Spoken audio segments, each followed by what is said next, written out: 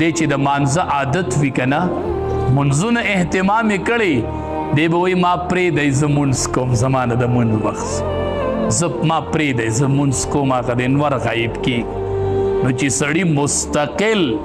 د مازدیګر مونځ په کرکټ کې پرېښودی ده ته پته لګي چې دا زما پرېږدئ زه د مازدیګر مونځ ما ته پته شته نه